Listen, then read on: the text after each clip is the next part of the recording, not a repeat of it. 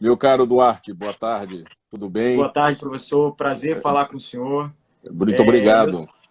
Obrigado aí por compartilhar um pouquinho do seu tempo com a gente. Meus amigos, aqui quem participa comigo agora dessa live, compartilhando informações, é o professor Gustavo Costa. O professor Gustavo Costa, que além de reitor da Universidade Estadual do Maranhão, é advogado, administrador, mestre em administração e doutor também em administração e tem desenvolvido um excelente trabalho como reitor da Universidade Estadual do Maranhão, foi reeleito aí com mais de 80% dos votos e vai me dar o prazer de compartilhar com vocês muitas informações interessantes, falar nessa live sobre ciência para a vida e o que esperar dessa nova normalidade. Professor Gustavo, muitíssimo obrigado pela oportunidade de estar aqui compartilhando um pouquinho do seu vasto conhecimento conosco. Muito obrigado aí. Muito bem. Duarte, eu que agradeço o seu convite e agradeço todos aqueles que estão nos prestigiando nessa live, que se propõe a abordar um tema absolutamente atual, né? Estamos todos imersos num ambiente de crise pandêmica, sem qualquer precedente para a nossa geração nos últimos 100 anos, e isso tem exigido de nós um exercício não só individual, para adotarmos as medidas de prevenção, principalmente o isolamento social, mas também nos familiarizarmos com essa chamada nova normalidade imposta pela condição que estamos vivendo. Então, de fato, é um momento de excepcionalidade e que todos tivemos de uma hora para outra posta em xeque a nossa sensação de segurança e tudo aquilo que considerávamos como certezas até então. As nossas certezas evaporaram, ficamos Sim, temporariamente sem alguns horizontes e precisamos nos reposicionar diante dessa realidade. com certeza. Professor, muita gente está pensando natural, pensando hoje, né, no agora. São muitos problemas. As autoridades precisam não apenas dar soluções, mas tranquilizar as pessoas. Por exemplo, ontem o juiz Douglas Martins determinou o lockdown, né, o governador Flávio Dino nos próximos dias, até domingo, vai regulamentar, mas é preciso pensar no após. Né? Por exemplo, a própria questão da educação, como é que vai funcionar o processo educacional, o processo de ensino e aprendizagem durante a pandemia e o pós-pandemia. Não só o processo educacional, mas como é que vai ser a nossa vida nessa nova normalidade. Então, são muitos assuntos. Sim. O senhor, como reitor da UEMA, estudioso que é, o que o senhor pode dizer para a gente aí, o que o senhor pensa dessa nova normalidade, começando aí sobre a questão educacional? Perfeito, Duarte. Acho que antes de falarmos da nova normalidade, a gente tem que tentar entender o que nós chamávamos de normalidade Sim, antes de isso tudo acontecer.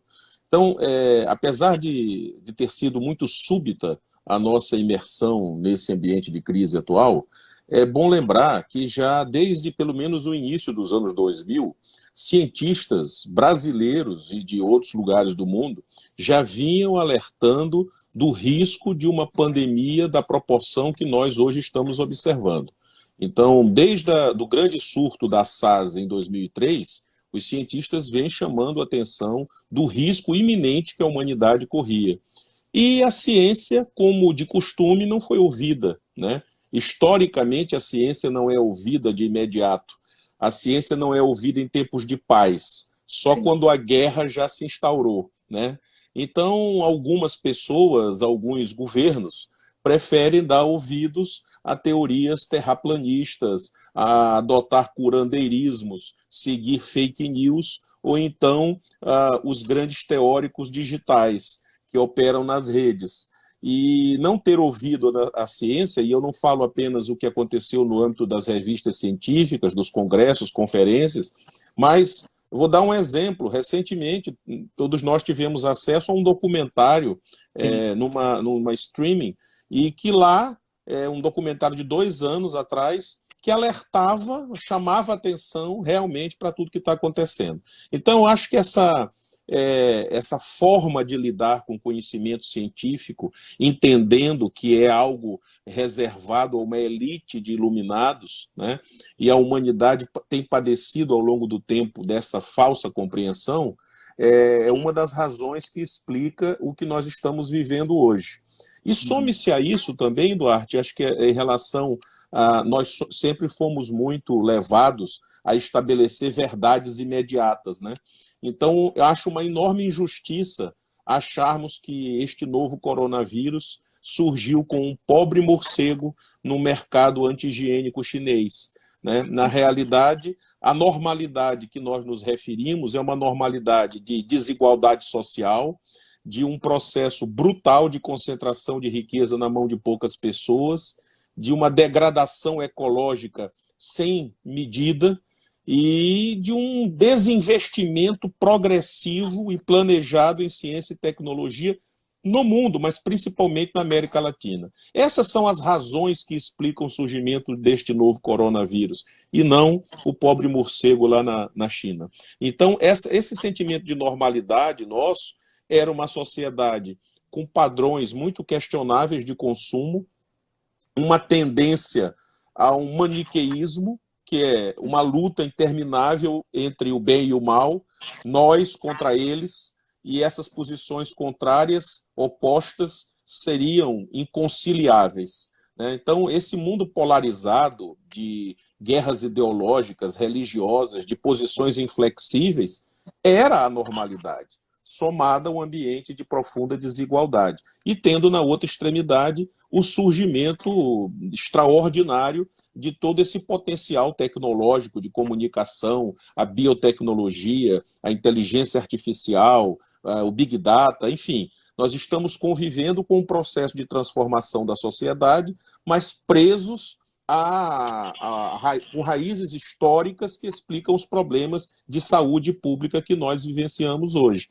Essa é a normalidade, que alguns, inadvertidamente, torcem para retornar, né? Eu fico muito preocupado quando ouço, meu amigo e todos que nos ouvem, é quando as pessoas dizem assim, eu quero voltar ao normal.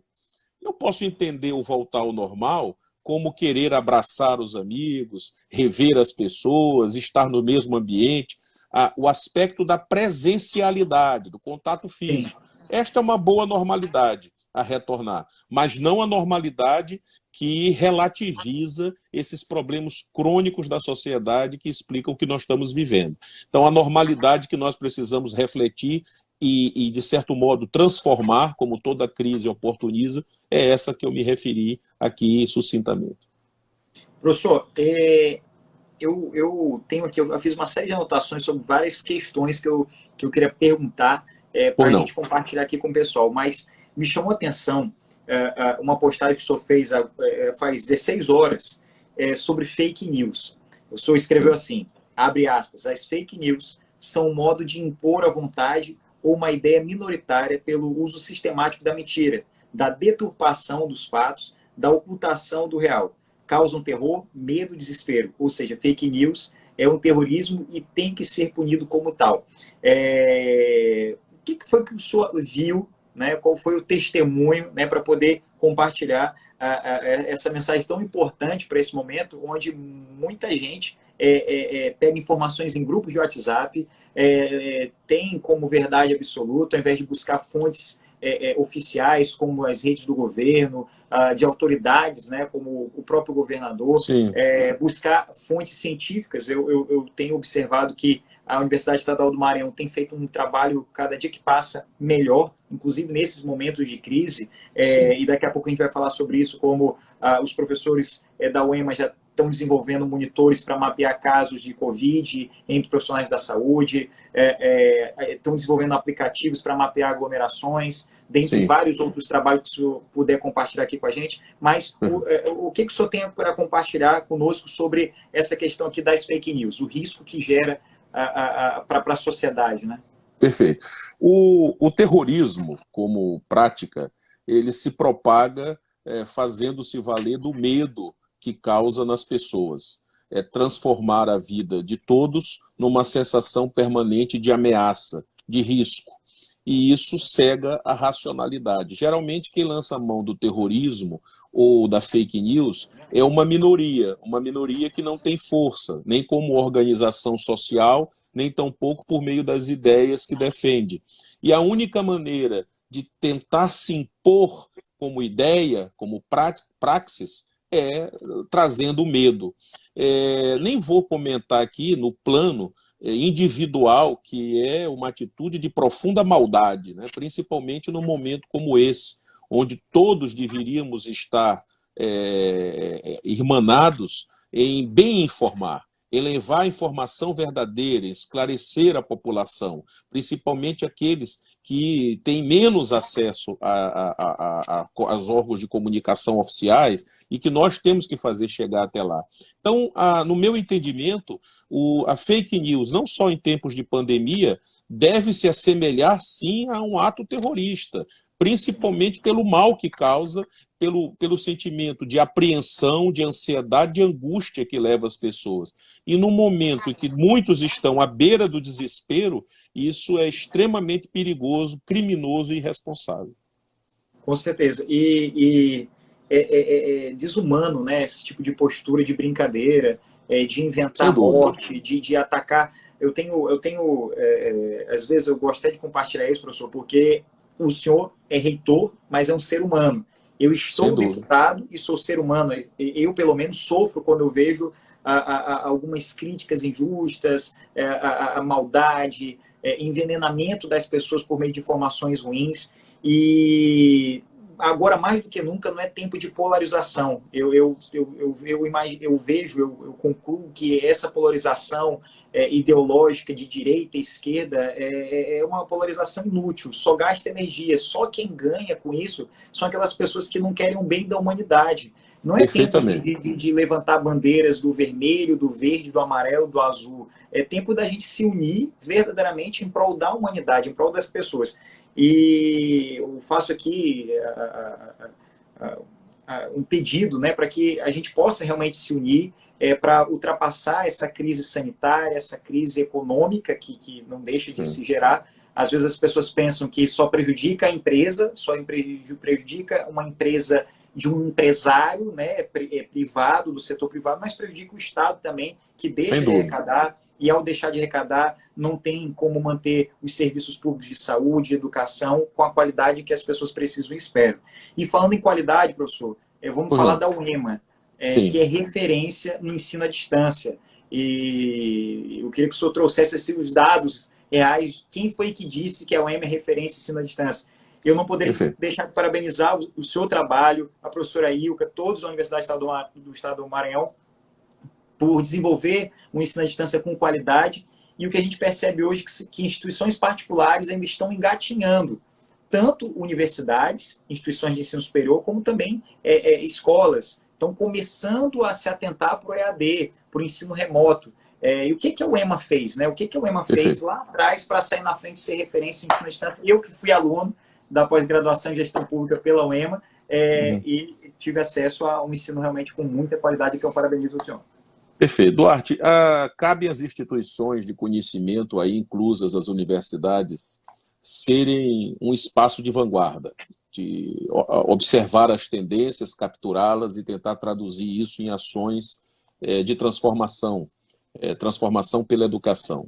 Então, há cerca de 20 anos, a UEMA se lançou em descobrir aquele terreno até então inóspito, desconhecido da educação à distância. Começou a ter acesso às primeiras tecnologias, aos primeiros meios, e a satisfazer dois aspectos que eu acho que o nosso estado do Maranhão é um excelente campo de análise. Primeiro, uma forma importante, um instrumento de inclusão social, né? Imagine quantas pessoas nos ouvem nesse momento que não estão apenas em São Luís, mas nos vários municípios do Maranhão, que tiveram a oportunidade de ter um curso superior porque a UEMA, por meio da tecnologia, conseguiu chegar até elas, né? Isso serve tanto para a formação de professores, para os cursos de licenciatura, para os cursos de bacharelado, para pós-graduação. Agora, a experiência que você se refere e o padrão de qualidade que a UEMA atingiu é um processo de acumulação de erros e acertos, de experiências bem-sucedidas, outras nem tanto.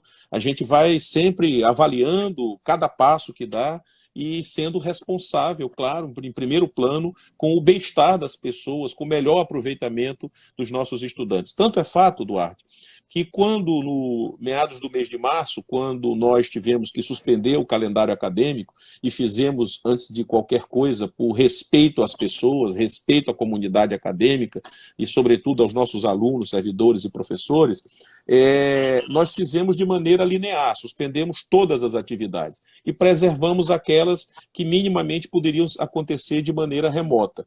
Agora, já passado um mês desse processo, nós vamos retornar a partir do dia 5 de maio com os cursos à distância, né, que também estavam paralisados, porque, muito embora sejam cursos à distância, nós temos atividades presenciais de suporte, mas nós conseguimos fazer algumas adaptações. Os cursos à distância retornarão no dia 5, à exceção dos momentos presenciais, que continuarão sem ocorrer.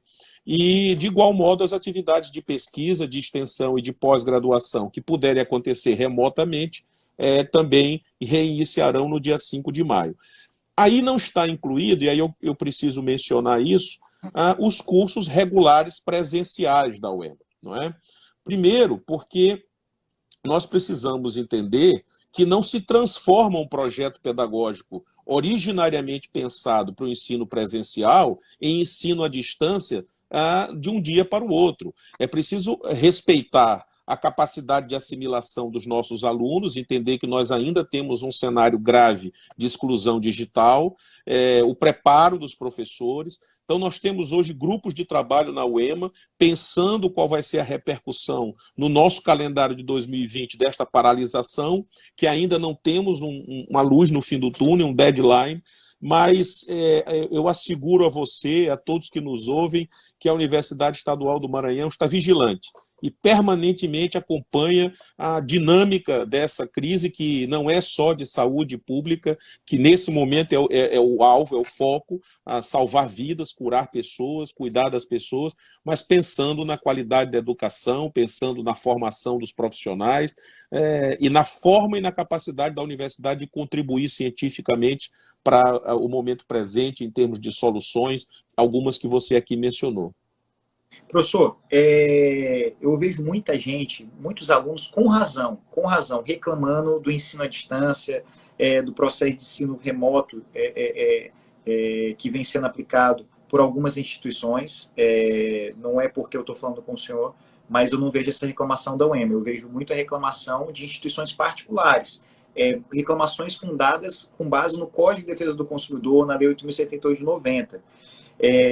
E sempre eu faço uma reflexão com os alunos que essas reclamações, repito, eles têm razão, mas o EAD, ele busca no aluno que ele seja um ator do processo de ensino-aprendizagem, que ele seja mais ativo, né, no processo educacional. Qual é a orientação que o senhor dá para os alunos que estão aqui acompanhando a live, alunos que talvez não sejam nem da UEMA, mas o que um aluno tem que buscar fazer, qual qualidade que ele tem que conservar para explorar melhor esse processo educacional, que é uma realidade, não só para o momento atual, mas eu acho que essa pandemia ela nos trouxe algumas constatações. Uma delas é que antes havia um projeto, ainda existe um projeto, de que os pais tinham que educar os seus filhos em casa. Não era para mandar um filho para o colégio, porque senão o filho ia ser marxista ou qualquer coisa do tipo. Verdade. Mas exato. Eu acho que os pais estão vendo agora que é a maior loucura a criança ficar dentro de casa, porque o pai não é pedagogo, o pai não consegue ensinar, não tem como, é um estresse absurdo. Então, mostrou que esse projeto não prospera, não pode prosperar.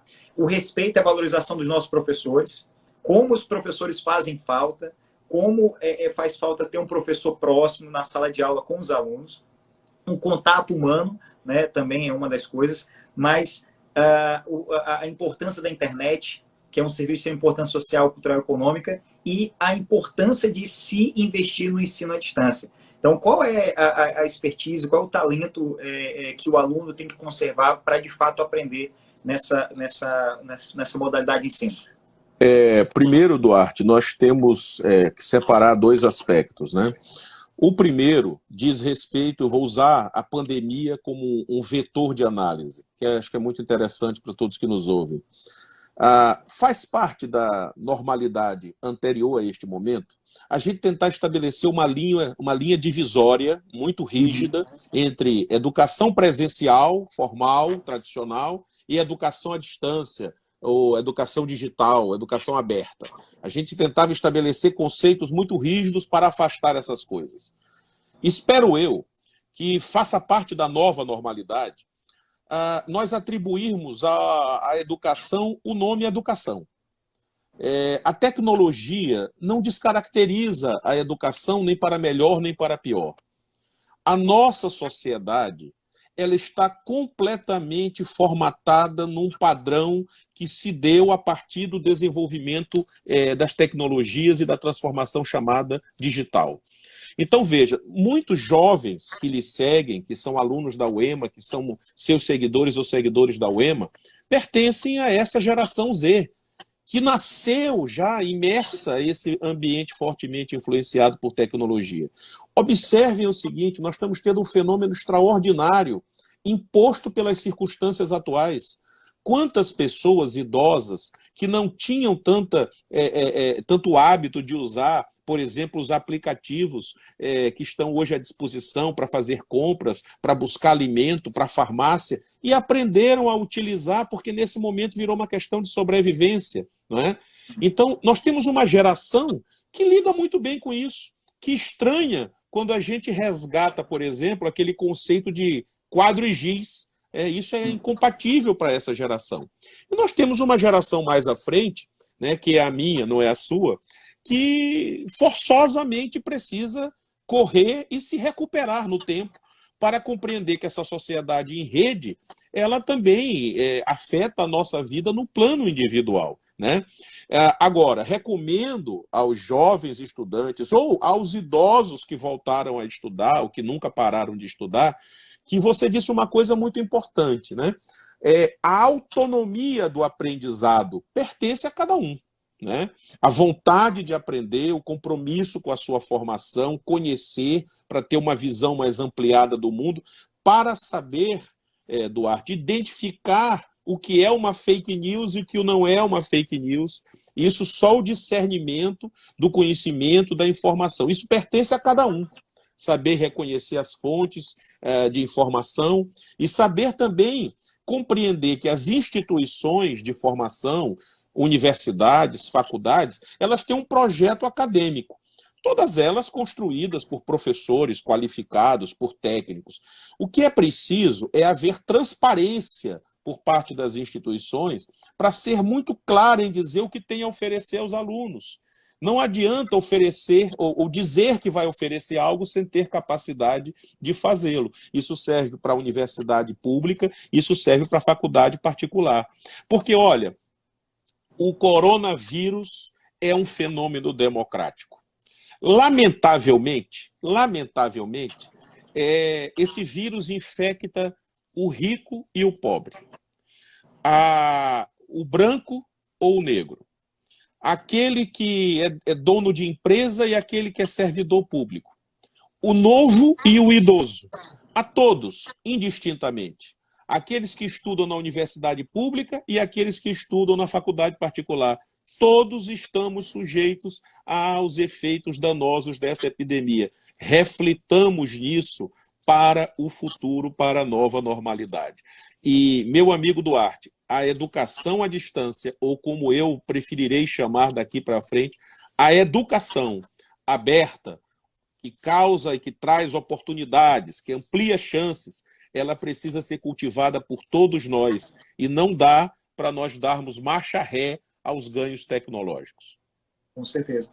Eu vejo muita gente, professor, porque isso é um dever de todos nós, não só do professor, reitor da UEMA, do time da Universidade Estadual do Maranhão, dos educadores, dos políticos, mas é um dever de todos nós. Eu vejo muita gente discutindo o abatimento de preço nas mensalidades. Obviamente que eu estou me referindo aqui a ensino privado, mas sim, eu tenho incentivado ao máximo aos pais, aos universitários, que o que é principal está ficando para o segundo plano. que é o acesso a um direito social fundamental, que é o acesso à educação, que está lá no artigo 205 da Constituição, que está no artigo 6 da Constituição. As pessoas estão deixando o acesso à educação no segundo plano, a discussão sobre a reposição adequada dessas aulas. E é importante que as pessoas valorizem isso, né? Valorizem o acesso ao aprendizado. Porque Sim. Amanhã não vai adiantar ter um desconto na mensalidade ou pegar o diploma e não conseguir exercer a sua profissão. E por isso eu queria encaminhar aqui para um conjunto de perguntas, professor, porque essa live está sensacional. Eu sabia que essa live ia ser muito boa. Eu fico muito honrado. A Karen, minha noiva, sabe disso. A minha mãe, que está acompanhando a live aqui, sabe disso. Eu sou fã do senhor, muito fã. Obrigado.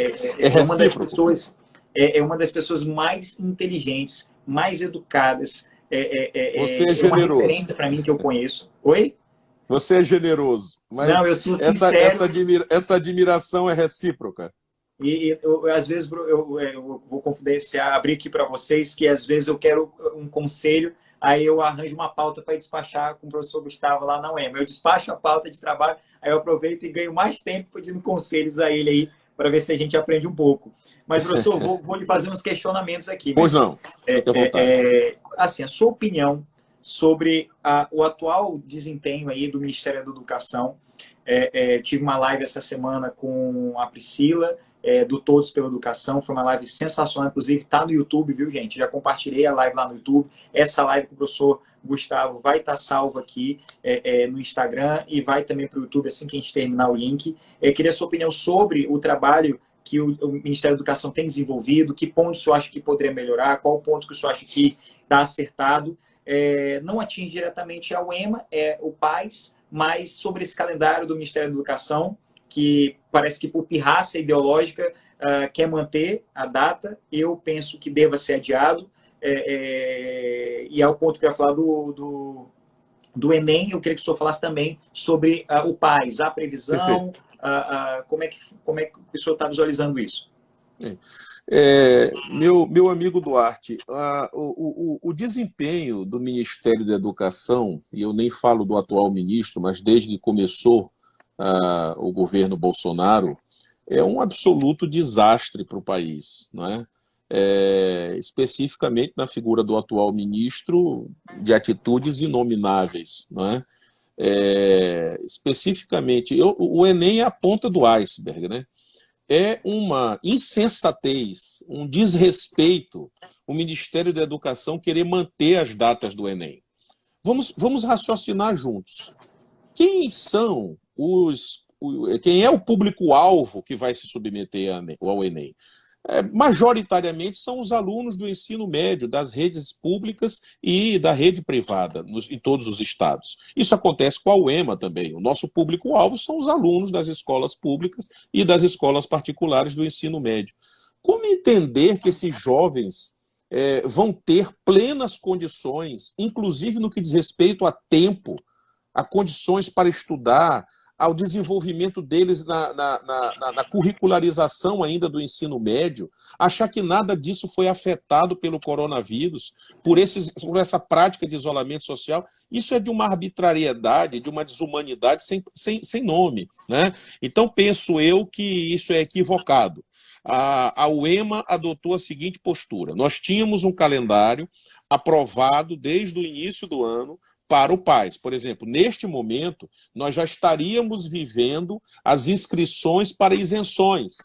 Nós suspendemos o calendário porque isso é prudente, isso é coerente. Nós não temos como estabelecer datas sem um mínimo de restauração das condições para os alunos do ensino médio, em que pese o esforço do governo estadual de mantê-los ativos via instrumentos de comunicação e de tecnologia, mas é necessário compreender que o processo educacional está sendo afetado. Logo que as instituições possam, num processo de concertação, definir um caminho possível de aproveitamento, de aprendizagem para os alunos, aí a UEMA, porque a UEMA adota o vestibular próprio, não adota o Enem, certamente vai propor um calendário plausível que respeite os estudantes. O vestibular não pertence ao EMA, o vestibular pertence aos estudantes. O Enem não pertence ao Ministério da Educação. É isso que o governo federal não entende. O Enem pertence aos milhões de estudantes brasileiros que, nesse momento, estão aí amedrontados, incertos, sendo obrigados a ficar em casa e usando a tecnologia para minimamente manter o seu nível de estudo, de pesquisa, mas não é fácil. Até porque nós temos hoje no Brasil um contingente de estudantes ativos de quase 58% que não tem acesso a uma internet de boa qualidade ou falta um smartphone, um notebook, um computador para utilizar. Então é preciso ter prudência, né? Então, em relação ao PAS, é a nossa posição de cautela e rechaço, inclusive já me manifestei publicamente, contrário à manutenção das datas do Enem. Acredito talvez até mais no Poder Judiciário, no sentido de suspender isso, do que propriamente no Poder Executivo Federal. E são aquelas interferências onde o Poder Judiciário acaba interferindo no Poder Executivo, que são necessárias para manter o equilíbrio, manter a ordem. Professor Gustavo, essa postura do governo federal, do Ministério da Educação, é tão insana, é tão insensata, que a gente observa que não compreende que esse isolamento social não é um período de férias, nem para os professores, nem para os alunos. Ninguém está de férias. As pessoas não estão curtindo o seu direito ao lazer, de ir até uma praia, de se divertir, viajar com a família. Não, as pessoas estão enclausuradas, as pessoas estão confinadas. E tem situações piores. Tem aqueles que perderam familiares, tem aqueles que têm pessoas da sua família que estão adoentadas e não tem cabeça sequer para buscar o aprendizado, mesmo que tenha uma certa disciplina. Então, como é que um sujeito desse ele vai numa pandemia dessa, até com um espírito de solidariedade, vendo outras pessoas sofrendo, morrendo, como é que vai ter uma concentração para prestar um exame? Não tem condição. Mas, Duarte, desculpe, tem uma coisa que explica isso, que você muito bem identifica. Você está falando de um ministério que se insere num governo cujo traço, nesse momento, mais característico é o negacionismo, né? É achar que a Covid-19 é uma gripezinha. É uma gripezinha que já ceifou quase 6 mil vidas no Brasil, né? É uma pandemia que continua, principalmente na América Latina, e no nosso caso no Brasil, em crescente desenvolvimento de casos. Então, é esse negacionismo que se contrapõe à ideia de ciência para a vida, né? A ciência que deve estar a serviço da humanidade. É isso que o governo federal, que nós temos hoje no país, ele não respeita. Ele se pauta por ideologia, por perseguição, por autoritarismo, e isso só tem concorrido para prejudicar e muito a situação dos brasileiros e brasileiras. Ainda bem que nós temos, né, especificamente aqui no Maranhão, o governador Flávio Dino, mas nos outros estados, governadores que estão assumindo a liderança desse processo, contrariando a posição negacionista, terraplanista, né, absolutamente ortodoxa do governo federal. Então, isso ainda... E veja, Duarte, como isso é uma coisa interessante, meus amigos. Qual era o cenário da ciência brasileira quando essa crise surgiu? De cortes de bolsas, né?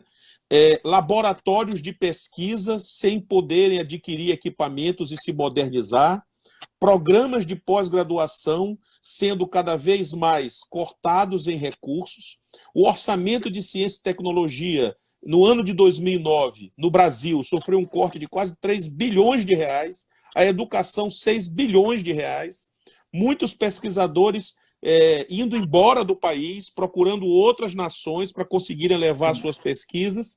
E agora, o que acontece? Que é natural. Todos nós, os cidadãos, os homens, mulheres, crianças, voltam-se para a ciência e querem uma resposta rápida, querem uma vacina, querem um remédio. Só que a ciência não se desenvolve aos solavancos.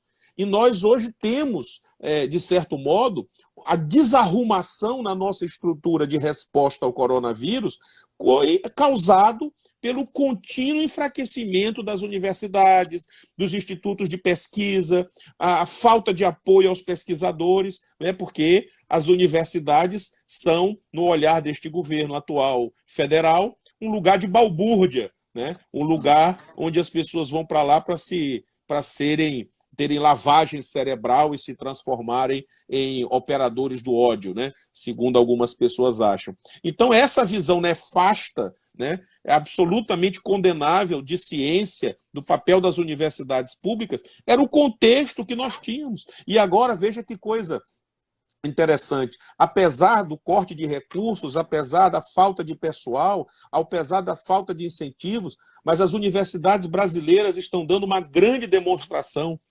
A UEMA, por exemplo, como você mencionou, estamos agora ultimando um equipamento um respirador, um ventilador mecânico para uso... Só um detalhe, essa aí é uma outra questão que eu quero perguntar. Então, vou aguardar a sua pergunta. Eu vou fazer agora, só para fechar aquele assunto, até para compartilhar com os nossos alunos, os professores que estão aqui, esse retorno às aulas, ele não pode ser também abrupto. Tem que ter toda uma programação para que os professores eles possam, sabe, ter um momento assim de readaptação, sem dúvida, desestresse, tanto do corpo docente como também do discente, né? Então, pelo menos é o que eu penso até para fundamentar mais essa nossa posição de que tem que adiar o Enem, tem que adiar o PAS, tem que adiar esse calendário aí para processos seletivos, porque realmente não é momento, não há espírito para fazer isso agora. E aí eu faço a pergunta que o senhor já ia responder. O que é o EMA, que é um exemplo disso tudo que a gente está falando, de ciência, para o hoje e para o amanhã? O que o EMA tem feito por meio do seu principal patrimônio, que são os professores e alunos? Eu tenho uma honra muito grande de estar à frente da reitoria da UEMA nesse momento. Se é verdade que nós tivemos aí uma série de atropelos de ordem administrativa do Plano de Desenvolvimento Institucional da UEMA, por outro lado, o engajamento dos nossos professores, dos nossos servidores e dos nossos alunos tem sido notável. Eu vou dar alguns exemplos breves, né? Nós temos um grupo de professores ligados à engenharia mecânica que desenvolveram um respirador transitório, temporário, ele não é aquele definitivo de UTI, mas é para dar um suporte durante 2, 3 horas na transição dos pacientes.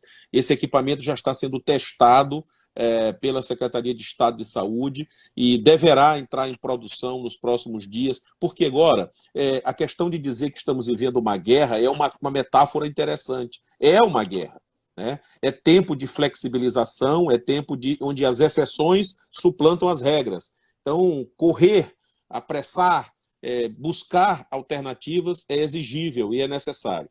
Temos esse equipamento, temos uma cabine de desinfecção, que também desenvolvido por um professor da nossa universidade, da área de engenharia, que estamos discutindo com a prefeitura, com o Estado, uma maneira de colocar em alguns locais para promover uma desinfecção em massa, né, das pessoas e minimizar a capacidade de infecção. Nós temos também softwares que estão sendo desenvolvidos de monitoramento do avanço da doença. Nós temos também grupos em Caxias que estão trabalhando a confecção daquelas máscaras especializadas para os profissionais de saúde. Temos campanhas de solidariedade na UEMA como um todo. Realizamos colações de grau antecipadas para profissionais da área de enfermagem, alguns de medicina. Estamos agora com um trabalho para avaliar a revalidação de diplomas de médicos e estrangeiros, porque, veja, pessoal, o esforço do governo do Estado e com o apoio da Assembleia Legislativa, e aqui eu menciono o deputado Duarte, que está fortemente engajado nisso, tem sido responsável pela ampliação de leitos, por exemplo, infraestrutura física, leitos e equipamentos. Mas nós temos uma imensa carência de profissionais de saúde. E eu não falo só de médicos e de enfermeiros, assistentes sociais, fisioterapeutas, psicólogos. Então nós estamos juntos com outras instituições trazendo respostas nesse sentido. Então me orgulha muito fazer parte de uma universidade que não se apequenou, mas, pelo contrário, diariamente procura oferecer soluções, ideias, discussões para a sociedade, para o governo do Estado, para as prefeituras. É isso que se espera de uma universidade socialmente relevante, uma universidade que, em tempos de paz, mas principalmente em tempos de guerra, ela se arma com essas armas do bem, com as armas da ciência, para contribuir. Com certeza. Realmente é por isso que está subindo toda hora aqui. Eu tenho certeza que vai subir mais agora quando eu estiver falando. Muita gente colocando orgulho de ser o EMA, orgulho de ser o EMA. Então, olha, ó, a Cleia Maura falando. Então, quem tem orgulho de ser o EMA, coloca aí orgulho de ser o EMA, porque eu tenho certeza que todos os alunos, professores, o reitor, o professor Gustavo, que é quem tem a honra de gerir, né, de coordenar todos esses trabalhos, vai ter isso como um combustível e estímulo para continuar à frente. Eu estava observando aqui projetos como de professores da UEMA, claro, que desenvolvem monitor para mapear casos de Covid entre profissionais da saúde, projeto fantástico. Outro projeto da UEMA o desenvolvimento de um aplicativo, de um app para mapear aglomerações no Maranhão, ou seja, são serviços que estão sendo prestados à população pela Universidade Estadual do Maranhão, pela ciência. Se o senhor quiser falar alguma coisa mais sobre esses projetos, pode ficar à vontade, professor. Pois é, esses projetos, o nosso desafio agora, em relação a eles, principalmente do equipamento, do ventilador mecânico, também da cabine de desinfecção, é a gente fazer a testagem devida, obedecer os mínimos protocolos. Por isso que o equipamento, por exemplo, está sendo examinado por fisioterapeutas, intensivistas, médicos, para que ele seja confiável e seguro. E eu não estou falando de patente, de tempo, de registro, eu estou falando de ser usado como um instrumento para salvar uma vida hoje. Né? Não é para escrever um artigo ou para ganhar qualquer tipo de prêmio. Olha, Duarte, a teoria na prática. É teoria na prática. Olha, o protagonismo, eis uma característica que eu espero, né, realmente sobressaia nesta nova normalidade. Não há protagonismo individual. O protagonismo é coletivo. O protagonismo é da cooperação, é da reunião de forças, de energias. Isso não pode ficar isolado na mão de poucas pessoas. Com certeza. Professor, a gente está caminhando aqui para o final da nossa live. Eu prometi ao professor Gustavo que a nossa live seria rápida, para que a gente possa repetir outras lives. 100% de elogio aqui, o senhor deve estar lendo, deve estar observando. Então, quem quer outra live como essa, diz aí alguma coisa, reitor, mais uma live daqui a algumas semanas, mais uma live daqui a algumas semanas, tenho certeza que muita gente vai querer, mas concluindo aqui, eu queria parabenizar todos os professores, todos os alunos da UEMA, de todos os cursos, mas eu não poderia deixar de compartilhar o meu respeito pelo curso de Medicina Veterinária da UEMA. Nas últimas semanas, eu vi ali a preocupação de alunos do curso de Medicina Veterinária quanto aos animais que continuam sendo abandonados dentro da UEMA, gente. E aqui Sim. Eu queria pedir a vocês que não abandonem os animais em lugar algum, muito menos na UEMA. Então, a UEMA tem feito um papel fundamental, que o papel é educar as pessoas, formar profissionais, e a gente percebe que, além disso, a UEMA está prestando serviço. Às vezes as pessoas falam assim, Duarte, o hospital da UEMA de medicina veterinária está fechado. Aí eu tenho que explicar, gente, é porque ali é uma atividade acadêmica, não é um hospital veterinário. O que precisa ter, e a gente está lutando para que tenha, é um hospital público veterinário, uma clínica pública veterinária, pela Prefeitura de São Luís, pela Prefeitura de São José de Ribamar, enfim, para que possua um hospital público, né? Para atender os animais, buscar o controle de zoonose, saúde e bem-estar animal, que é uma política necessária. Mas eu queria aqui, professor, mais uma vez, parabenizar todos os alunos da UEMA, em especial os alunos de medicina veterinária, os professores também, que têm tido uma proatividade fantástica no exercício das suas funções e de colocar toda essa teoria em prática.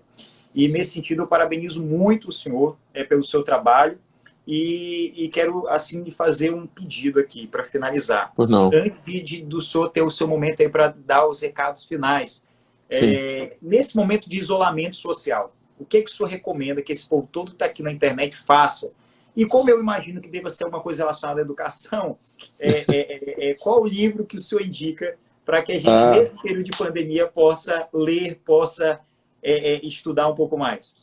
Olha, é muito interessante. Primeiro, eu vou deixar a recomendação do livro para o final. É, primeiro, Duarte, você tem uma atuação exemplar no que diz respeito à saúde e bem-estar animal. Quando nós falamos, e é tema desta live, ciência para a vida, não é apenas vida humana, né? Há quem acredite que não tem nenhuma conexão a saúde e bem-estar animal com uma crise pandêmica como esta. É equívoco. Nós estamos falando de toda e qualquer forma de vida. A ciência está a serviço de toda e qualquer forma de vida. Para enfrentar uma epidemia, para aumentar a expectativa de vida da população, para encontrar novas formas de energia, para dar segurança alimentar, para estruturar novas formas de trabalho e qualificar as pessoas, a sustentabilidade ambiental, a saúde animal, enfim, a ciência está presente em tudo isso. Então, é necessário que nós cuidemos da vida, de um modo em geral. Agora, em tempos de isolamento, a gente precisa manter, primeiro, a nossa sanidade, né? O nosso equilíbrio, buscarmos informações corretas, não buscarmos só olhar o lado ruim das notícias, mas saber que há vida além da pandemia, realizarmos momentos como esse de compartilhamento, de troca, de esperança, porque a esperança não é um sentimento tolo, o otimismo não é um sentimento frugal, é alicerçado na nossa capacidade humana de cooperarmos, né? E me permita, nós estamos vivendo uma situação tão surreal, né? Porque até pouco tempo atrás ninguém imaginava. Isso é coisa de filme de Hollywood, né? Ficar isolado, trancafiado, sem poder andar. Aliás, tem filmes de Hollywood que retrataram com fidedignidade esse momento, filmes de 10, 12 anos atrás. Verdade, Mas como verdade. mas como a situação é tão surreal, é tão imaginária na cabeça da gente, eu sugiro, para quem não leu, principalmente para os mais jovens, que leiam 100 Anos de Solidão, de Gabriel Garcia Marques, porque a Macondo de Garcia Marques, a cidade imaginária dos monstros surreais e das esperanças tardias, resgatam um pouco dessa coragem das pessoas e principalmente da ousadia de sonhar. Se nós não tivermos agora a ousadia de sonhar, nós vamos achar que o mundo termina agora. E há vida, e sempre haverá vida depois das pandemias e depois das crises. Eu queria, antes de passar a palavra para você, Duarte, agradecer muito essa oportunidade. O seu convite me honra, porque você representa essa juventude, uma juventude atuante, comprometida com a sociedade, com as questões da sociedade, e você no parlamento, o seu desempenho retrata isso. Nós temos milhões de jovens que nesse momento estão aí buscando referências, buscando lideranças, buscando pessoas que efetivamente queiram promover o bem-estar de todos. E é sempre, encaro como um dever meu, muito menos pela função de reitor que estou, mas de professor que me vejo, sempre contribuir com você e quem mais me requisitar para colocar ideias. Longe de mim de querer trazer alguma verdade, mas num tempo de tantas incertezas, quero procurar as pessoas, ajudar as pessoas a encontrar algumas respostas. Parabéns, Duarte, pela sua iniciativa e eu estarei sempre a postos e disposto a colaborar com você e aqui expressar um pouco das minhas ideias. Obrigado, professor. Saiba que você, posso dizer assim, é uma inspiração a todos nós. Falo isso de coração e, obviamente, sem perder a razão. É uma inspiração para todos aqui que estão acompanhando a live, eu tenho certeza, mas para mim, muito especialmente, saiba que eu tenho em você um espelho para desenvolver as nossas ações. Ouço absolutamente tudo que o senhor sempre me honra em compartilhar.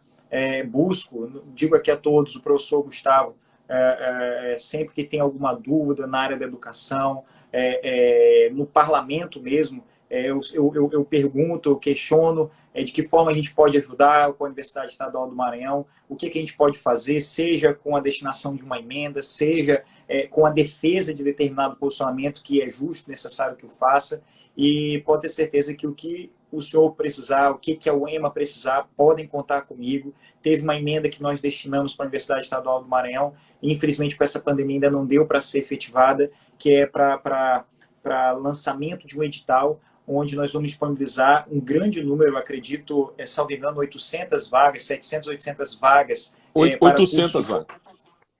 800 vagas para o curso de pós-graduação, para que os nossos professores que atuam em São Luís, São José de Ribamar, Passo do Lumiar e Raposa, ou seja, a Grande Ilha, os professores da Grande Ilha, seja do ensino público municipal ou estadual, os professores que atuam em São Luís, São José de Ribamar, Passo do Lumiar ou Raposa, eles possam ter acesso a esse edital e ter uma pós-graduação. Infelizmente, muitos professores ainda não têm a pós-graduação, e eles terão a oportunidade de cursar uma pós-graduação na área de gestão da escolar, gestão educacional e também psicologia da educação. Ou seja, 2 opções de curso para incentivar a formação continuada dos nossos professores, e o nosso objetivo é que garanta a pós-graduação dos nossos professores e no futuro a gente possa garantir também um mestrado. Esse é o nosso objetivo, e eu tenho uma honra muito grande de poder ajudar a UEMA dentro dos limites da minha ação enquanto parlamentar. Portanto, professor, muitíssimo obrigado. E eu sei que o senhor já compartilhou muita informação, mas explorando ao máximo, eu queria que o senhor desse uma mensagem final para todos aqueles que estão aqui. E enquanto o professor Gustavo estiver falando, eu quero que vocês mandem mensagem. Professor, marca outra live, eu quero outra live. Quem quer outra live, professor Gustavo aqui, manda mensagem, quero outra live, marca outra live, para que a gente possa já fazer uma pressão aqui no professor Gustavo, para que daqui a 1, 2 semanas, 3 no máximo, a gente possa fazer uma live e aprender um pouco mais com o nosso magnífico reitor. Professor, mensagem final. Muito obrigado, Duarte. A minha mensagem final para todos nesse momento é de resiliência, né? Paciência, comprometimento e responsabilidade. O isolamento social, o distanciamento social nesse momento, não é só uma responsabilidade sua consigo mesmo e com sua família, mas é um respeito à dignidade humana, é um respeito com os outros. Então, nós temos que ser socialmente responsáveis. Então, tenhamos paciência para compreender o conjunto de coisas que estão acontecendo, façamos a nossa parte, ajudemos os mais vulneráveis, aqueles que obrigatoriamente, às vezes, precisam sair à rua para ganhar o pão de cada dia, aí as campanhas de mobilização, de solidariedade, mas, acima de tudo, meus amigos, não descreiam na ciência.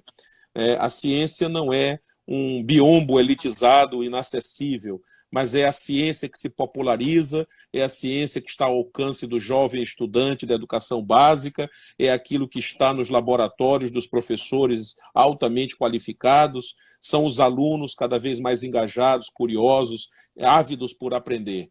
Acreditem na ciência para dar respostas, acreditem na ciência para transformar o mundo.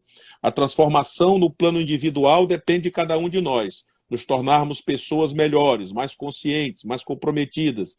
As instituições, e eu falo pela UEMA não por mim, mas falo porque conheço essa comunidade dinâmica, vibrante, magnífica, que é a comunidade acadêmica da UEMA. Acredito muito nela, e ela representa a mudança que nós queremos para o Maranhão, para o Brasil. Esperança, otimismo e responsabilidade. É isso que eu compartilho com vocês. E fiquem em casa, viu? Por favor. Professor, muito obrigado. Quero avisar aqui a todos que mais tarde, por volta das 18 horas, eu vou fazer uma outra live. Dessa vez vai ser com o juiz Douglas Martins, que é o juiz da Vale 3 Fluxos Coletivos, que proferiu a decisão sobre o lockdown aqui na Grande Ilha de São Luís. Ele vai explicar detalhes dessa decisão, vai explicar como é que vai ser, o que vai funcionar, o que não vai funcionar. Então, convido vocês para as 18 horas, daqui a 2 horas, a gente vai fazer outra live com o juiz Douglas Martins. Professor, muito obrigado. Não tem dúvida que essa foi uma das melhores lives que a gente já fez aqui no Instagram. Vou compartilhar o link dessa live. Tudo que nós falamos aqui vai ficar salvo por 24 horas aqui no Instagram, e depois vai o link para o YouTube para que vocês possam ter acesso a mais informações. E tem mais. Na próxima semana, vamos ter uma live aqui com a professora Ilka Serra, falando sobre o ensino à distância da UEMA. Mestre, muito obrigado. E parabéns por ser a personificação da importância da ciência, não só no nosso estado, em todo o país. E muito obrigado. por resgatar em cada um de nós o orgulho de ter uma universidade estadual forte em nosso estado. Parabéns. Um abraço. Obrigado, Duarte. Um abraço a todos.